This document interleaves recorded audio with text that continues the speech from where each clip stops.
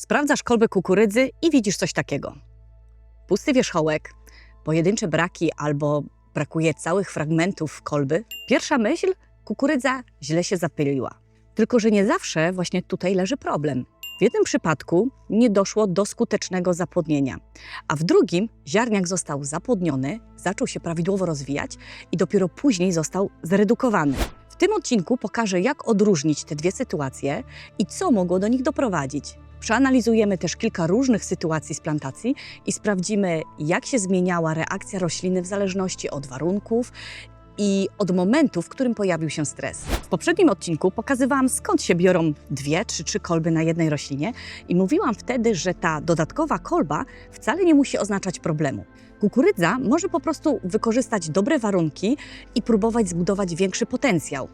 Ale jeśli go nie widziałeś, to na końcu będzie link do tego odcinka. A tutaj kliknij łapeczkę i subskrypcję, żeby nie przegapić kolejnych odcinków.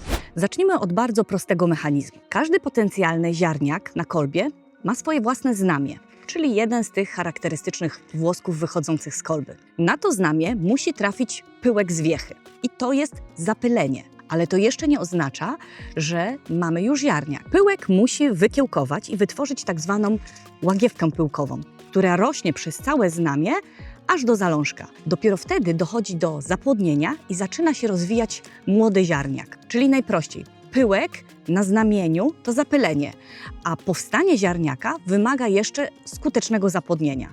I ta różnica za chwilę będzie nam bardzo potrzebna. Zanim jednak zrzucimy wszystko na warunki, na które tak naprawdę nie mamy wpływu, jest jeszcze jeden element, na który ten wpływ już mamy, ale oczywiście na wcześniejszym etapie wzrostu rośliny. Roślina musi wejść w kwitnienie z prawidłowo rozwiniętym tym aparatem generatywnym. Tutaj znaczenie ma m.in. odżywianie. Niedobór cynku może ograniczyć prawidłowy rozwój pylników, może też obniżyć żywotność pyłku. Bor jest ważny zarówno dla rozwoju pyłku, jak i rozwoju znamion, a wraz z wapniem odpowiada właśnie za ten prawidłowy wzrost łagiewki pyłkowej.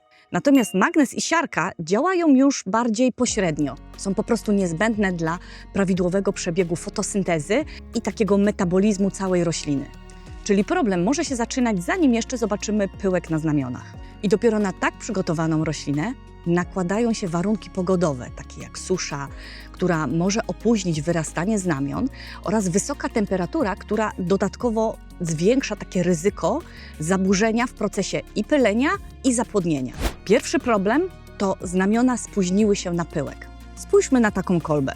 Dolna część jest dobrze zaziarniona, ale wierzchołek pozostaje pusty. Dlaczego właśnie tam? Znamiona nie wychodzą z kolby jednocześnie. Najpierw pojawiają się te, które są związane z tą dolną częścią i środkową częścią kolby, a później te prowadzące do ziarniaków na jej wierzchołku. I teraz wyobraźmy sobie, że w tym momencie pojawia się susza. Roślina ma mniej wody, spada turgor i te znamiona zaczynają po prostu rosnąć wolniej.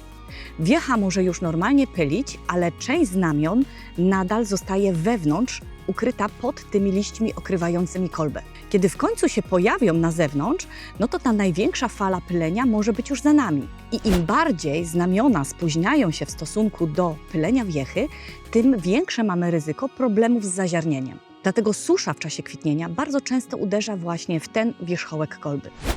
A co z temperaturą? Podobny efekt może dawać właśnie wysoka temperatura, ale tutaj mechanizm może być trochę inny. Nawet jeśli pyłek trafi na znamię, to zapłodnienie nadal może się nie udać. Wysoka temperatura może uszkodzić ten rozwijający się pyłek, ale również może uszkodzić tkanki znamienia i wzrost tej łagiewki pyłkowej. Czyli mamy pyłek, mamy znamię, ale łagiewka nie dociera prawidłowo do zalążni i po prostu ziarniak nie powstaje. Na dojrzałej kolbie najczęściej nie jesteśmy już w stanie powiedzieć, czy pyłek w ogóle nie dotarł do ziarniaka, czy dotarł, ale zapłodnienie się po prostu nie udało. W obu przypadkach nie doszło do skutecznego zawiązania ziarniaka i możemy zobaczyć po prostu pustą, gładką osadkę.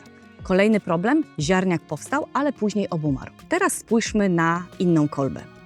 Tutaj nie mamy już całkowicie gładkiej osadki. Widać małe, białawe albo pomarszczone ziarniaki. I to jest zupełnie inna historia. Te dwie kolby pochodzą z jednej rośliny.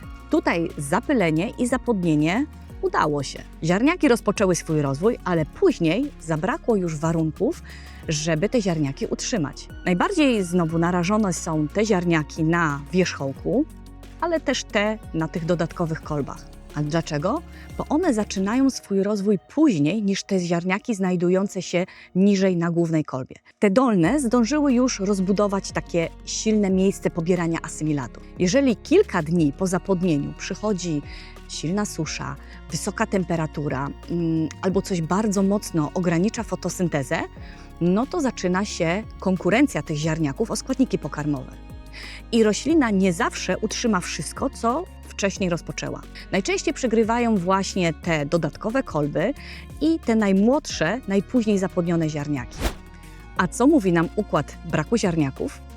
Warto też spojrzeć nie tylko na to, czego brakuje, ale gdzie tego brakuje.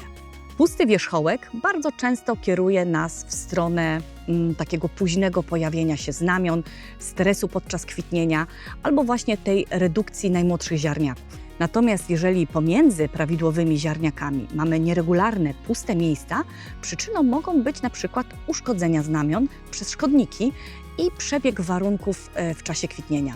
A jeżeli cała dodatkowa kolba jest pusta, podczas gdy ta główna kolba wygląda dobrze, rozwija się prawidłowo, to wracamy dokładnie do historii z poprzedniego odcinka.